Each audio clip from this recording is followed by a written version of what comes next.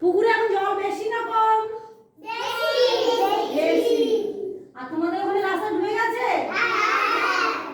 কাদা হয়েছে? রাস্তা দিয়ে যখন তোমরা হাঁটো তখন পা স্লিপ করে? আর পড়ে যাও?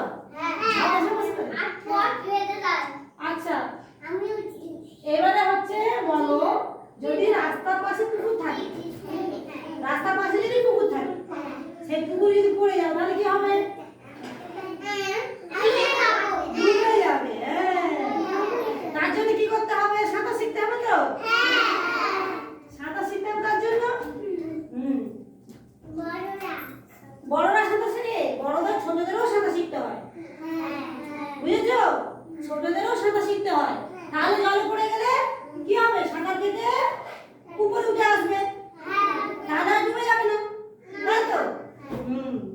তাহলে সাঁতার